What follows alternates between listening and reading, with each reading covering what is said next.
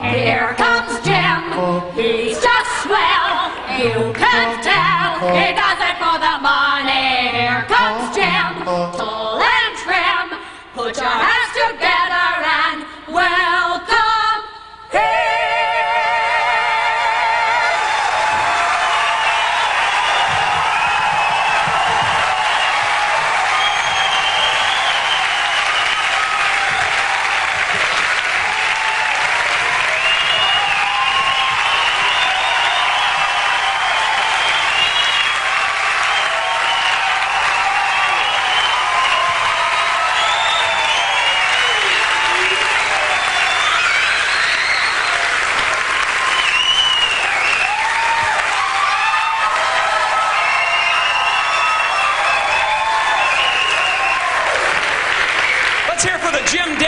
Ladies and gentlemen, come on, give it up. The gym dancers, come on, let's hear it. The gym dancers, yeah. The gym dancers, woo! The gym dancers, all right. There they go. Give it to them.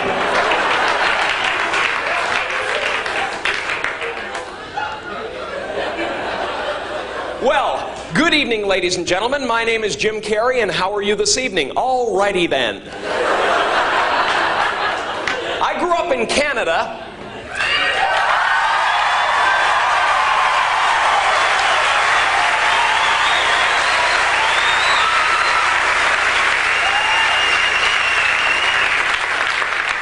Is there anybody here from Canada?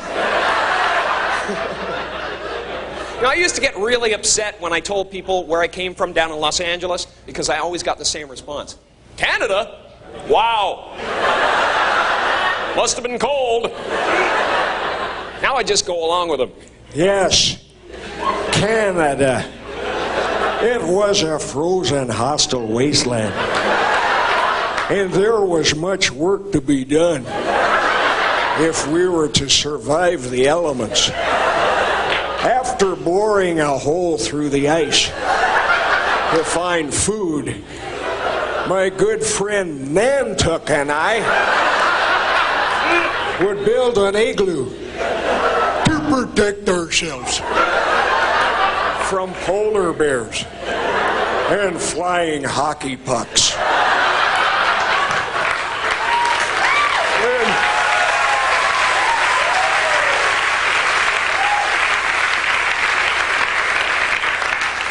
Then we would drink a lot of beer.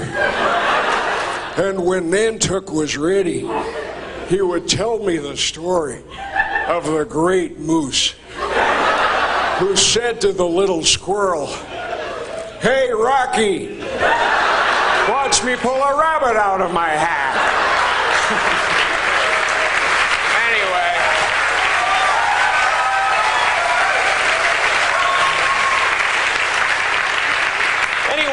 Tonight, and I feel good. Really good. Excellent. Super. I just want to go.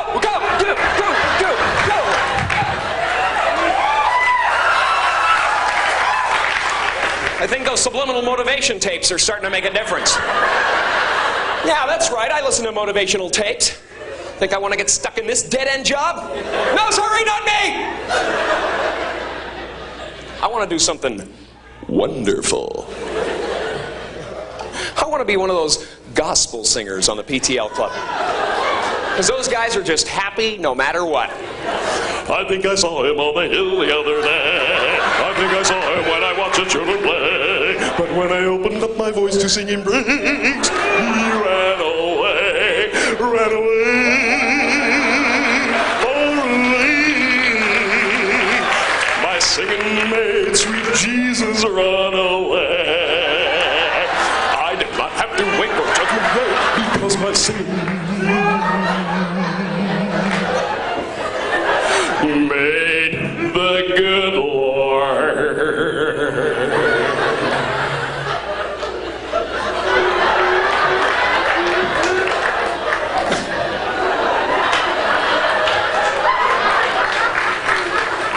Imagine if you could actually be that happy.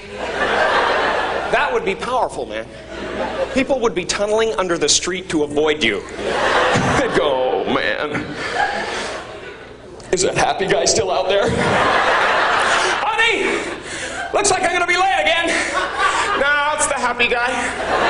He's right beside the car. I can't get near it. Of course, if I wanted to be that happy, I'd have to forget all of my problems. And the only time I forget all my problems is when I'm right smack dab in the middle of a sexual orgasm. So I have them as often as I can. I'm having one right now. Ever have one of those really smooth orgasms? Turns you into Elvis? I think that's how Elvis got that way, actually. But that's my only escape, you know?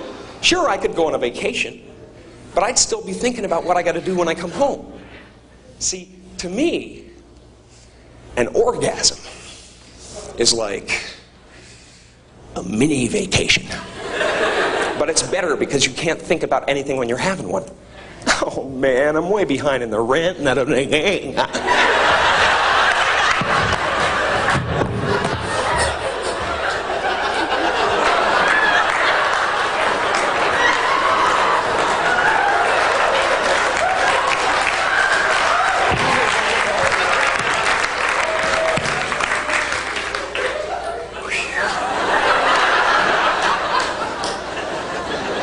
Need braces. What am I gonna do? And you're right back into the pain of life, you know? But for 30 seconds, man, you're free. All you can think about is, what the hell am I gonna grab onto? And gee, I hope the person I'm with doesn't do anything stupid like move. You ever been with somebody who wanted to just keep on moving? I used to keep a brick under my pillow for people like that. It's over, let it go!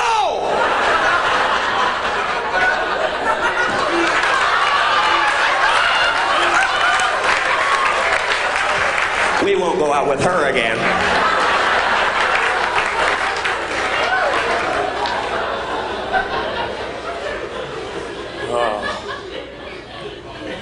That's the only time. That's the only time I'm really, truly free. The rest of the time, I sit around and I worry about the stupidest things. Just stupid things, ideas. Like, what would you do if you found out your mom and dad went to hell? Wouldn't that just ruin the rest of your life? You'd be walking around, they taught me everything I know. I even look like them. Of course, my mom would drive the devil crazy if she ever went to hell. She'd spend eternity going, something's burning. I can smell it! My mom could always smell something burning, man. I spent half my childhood feeling the walls for hot spots. 9 times out of 10, it was my father. See, like a lot of smokers, his favorite cigarette of the day was that one right after dinner, you know? During his nap. Fun watching him wake up, though. Drop and roll, Dad!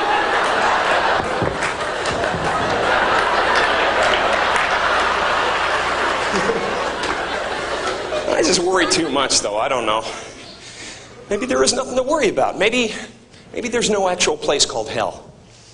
Maybe hell is having to listen to our grandparents breathe through their nose when they're eating a sandwich.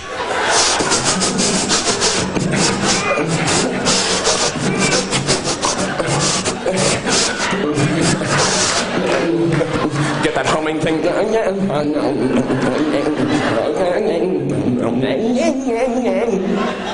It's not a meal, it's a struggle for life itself. I think I'll make another one. No!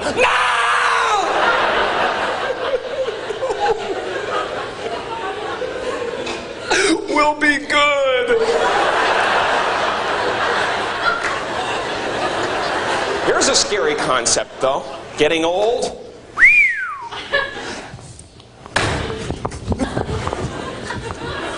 You can't do that. You gotta kiss that stuff goodbye, man.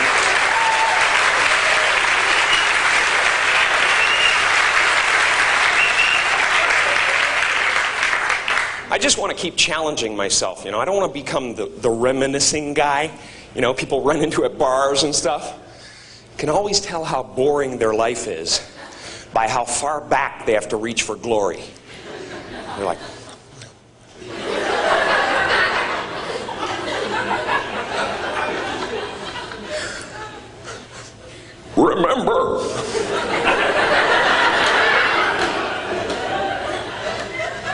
remember how fast I used to be when I was a sperm? I'll never forget the day of the big race. There were millions of us in the field, but I beat them all to fertilize that egg, mister. Back in the cervix, I was seaman first class. I don't want to be like that.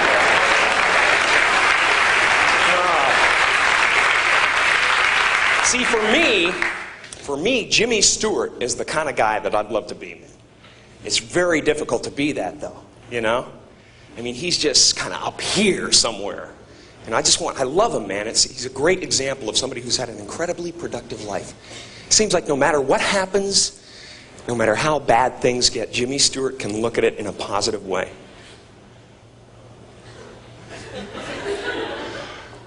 Well, I guess we're going to have ourselves a nuclear holocaust. Oh, hey, everybody, come on over to the window.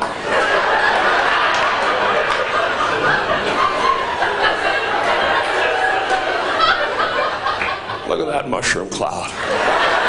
Isn't that beautiful? And the amazing thing to me is that something so magnificent, colorful could just melt your face right off. That's positive energy, you know? You got to look death right in the face. That's what Jimmy Stewart would do. Hi, Mr. Death, you look like you could use some soup. I want to be like that, man. Maybe I will be. Maybe someday after I'm finished singing the gospel, I'll go even further and become a real holy man. And I'm not talking about the kind of holy man you see on TV, those TV evangelists. They're not holy men. They're just ambitious. I saw one guy who was so ambitious, he actually became jealous of the Lord. You could tell, it came out halfway through the sermon. He said, when I was a child, I wanted to be the Savior of the world. Then they told me that Jesus was the Son of God, and I realized it's all who you know. Very petty people, you know? You can't be like that if you want to be a holy man.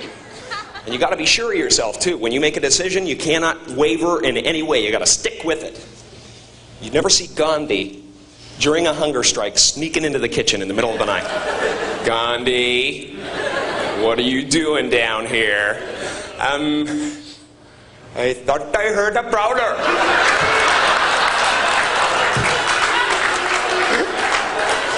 And I was going to hit him over the head with this giant bowl of potato salad. He would never put himself in that position, you know? And you got to control your temper constantly, you know? You cannot fly off the handle at any moment. You got to be right in the center. You know, like Jesus was very composed his whole life. I mean, right up to the end. If that was me, I'd be up there going, great! Just beautiful!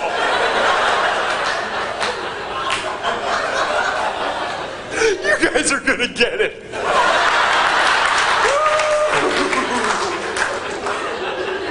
Wait till my father hears about it.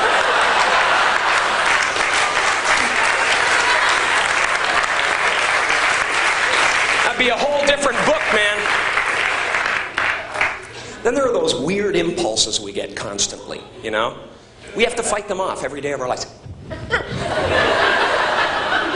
Those mad little impulses that we get, and everybody gets them too. Like you'll be with a friend, it could be your best friend in the whole world, he's standing about 2 feet away talking to you, and you're thinking, my goodness, I could just fire out and hit him right now. He would never expect it. See, madness is never that far away. It's as close as saying yes to the wrong impulse. The people who stay sane are the people who can make those quick decisions. Should I stick my fingers into the fan? Or leave the room right now? Should I run the blade of this razor across my tongue? Or just finish shaving and move away from the sink? Come on, you're right there. You just go, but you don't, because luckily, most of us have that little voice inside our head that says, turning the car into oncoming traffic is counterproductive. Imagine if we didn't have that voice, man. I wouldn't even be here right now. I'd be in the Shark Tank at SeaWorld. He's got my legs! He's got my legs! We'd be apologizing till the end of time. Hi, how are you? Sorry, man. You guys enjoying the show? Wow, excuse me. Jeez. Sorry about that. It just came into my head and I made a decision. I don't know. It's,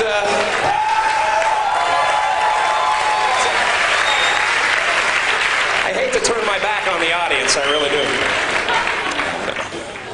I think 9 out of 10 of the worst impulses we get, though, are when we're behind the wheel of a car, you know? That's why I don't think it's a good idea to carry a gun in the glove compartment. Because chances are, if it's there, sooner or later, you're going to use it. Of course, then again, what are you going to do if somebody cuts you off on the freeway? Just let them go? You pretty much have to shoot them, you know? Otherwise, they won't learn nothing.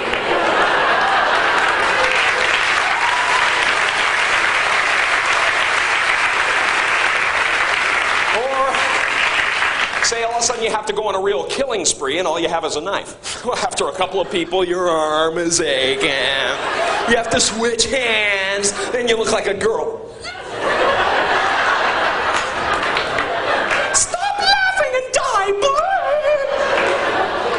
That kind of aggravation, man.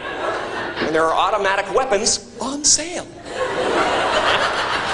That's why a lot of my friends are taking martial arts classes and stuff like that, which I think is a really good idea. Anybody into martial arts here? Come on! Right now, baby! Just try to penetrate the crowd sense.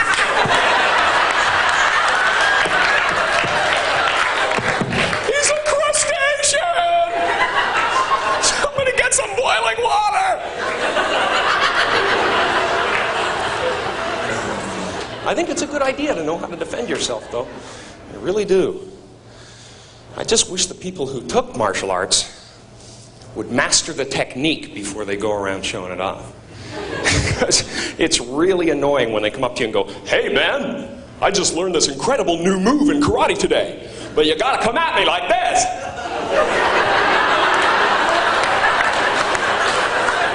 Gee, is there anything I could do to make it easier for you? Maybe I could put my head under the back wheel of your car. Hey! I'm a mugger! Get me in the groin and poke my eyes out! That's how it goes down in the street. That's how it goes down, man. Give me your money. No! All right, then, I'm going to have to stab you. With my right hand in a lunging fashion. Try to keep your weight on the back leg. What world is this? What wonderful world. Gee, he does it all.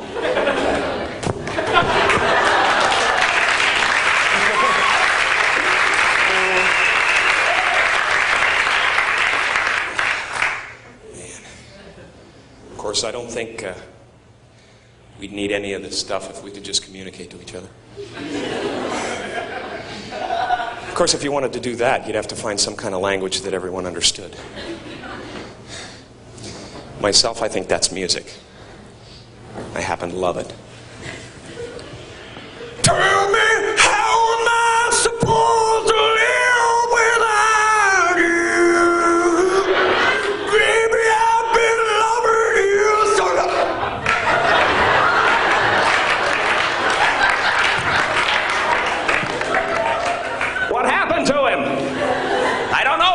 sing like Michael Bolton and something just popped in his head. That guy tries really hard, doesn't he? No, he puts a lot into a song. Come on. He is 99% effort, that man. Certain mornings God, I hate to go to one of his concerts. By the end of it, he'd have a big bubble on his head. They want an encore. Cut me!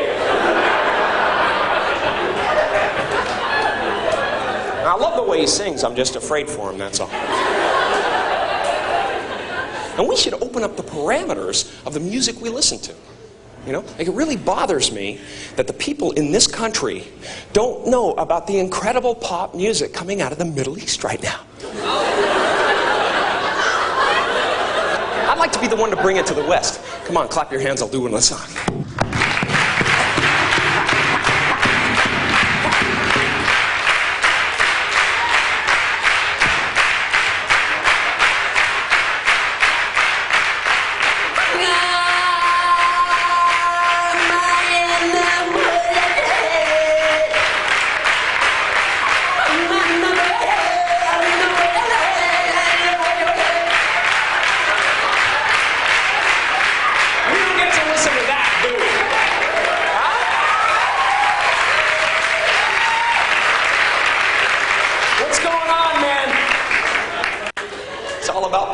Isn't it? We should try to put ourselves in their shoes for a change. Wake up in the morning, pick the sand out of your teeth, turn on that radio dial.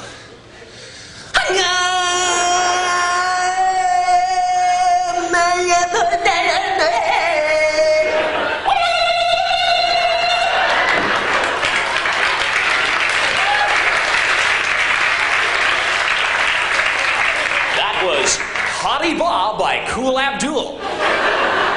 Coming up next on Libya Rap, DJ Jazzy Mahnubar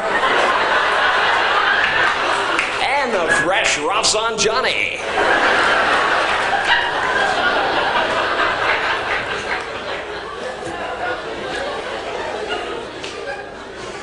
But first, a word from our hostage.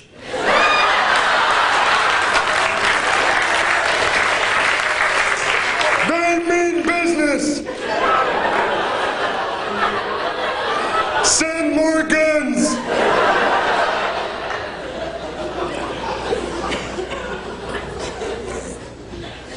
Communication. Hardest thing in the world. You know, I can look at you guys, I can communicate to you all night, but one-on-one, I'm terrible.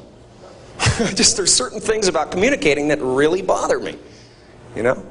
Like whenever I meet somebody new, I say, "Hi, how are you?" Most of the time when people hear that, they'll say something like, "Good, and yourself?" Or "Fine, thank you very much." But sometimes they like to surprise you. "I've got no dream, man. I'm all dead inside." I'm sorry, wrong answer, but thank you for playing. And if I'm worried about something, I don't even want to leave my house anymore. Because I know there's 5 people waiting out there somewhere just to ask me that question. "Hey, Jim, how are you?" And I go, "Really good. Please look away. Danger, danger, danger." I should change the response or something, you know. "How am I?" "Gee, I don't know. Let me check."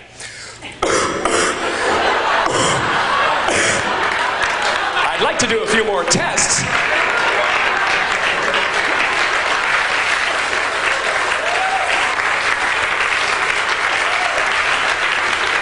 Thank you. The weird thing is, though, we've gotten so used to hearing this, "Hi, how are you?"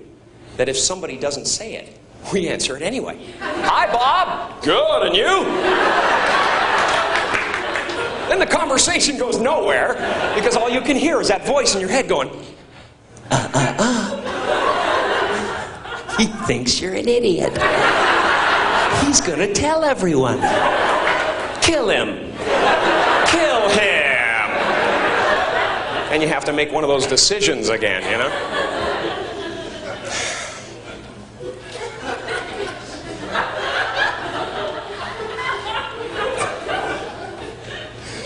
See, I think body language is the communication of the future. For instance, if you stand like this, it means, hey girls, I'm single and I have a curvature of the spine. You gotta put it out there, you know? And guys, seriously, the walk is everything. The walk is the most important element.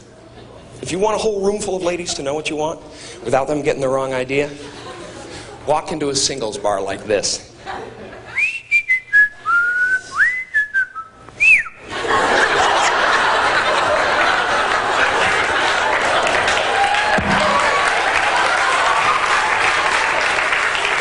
See, this puts out a definite message, you know?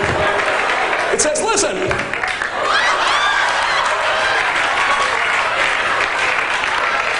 I could care less, but my crotch would like to buy you a beer. You gotta do something like that, you know? Hey. Believe me, these days women have heard every line there is to say. Guys, you gotta get in there with something visual and distract them. Hey, baby!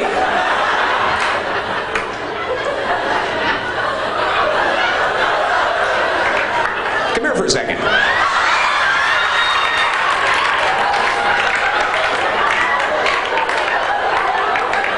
Yeah, you, come on over here. Listen,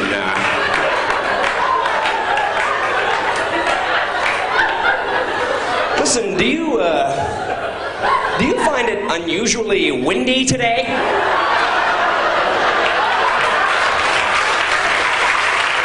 Thank you very much. You guys have been great. I had a wonderful time. Thank you.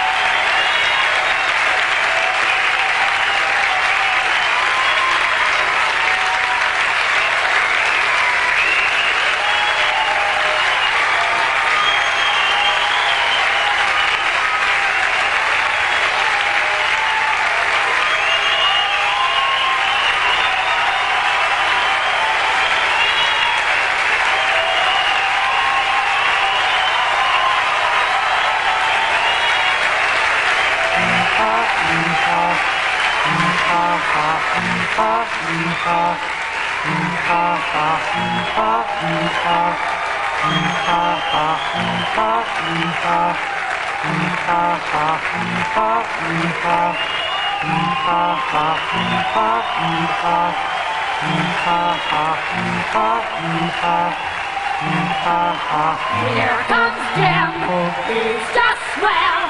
You can tell he does it for the money. Here comes Jim, tall and trim. Put your hands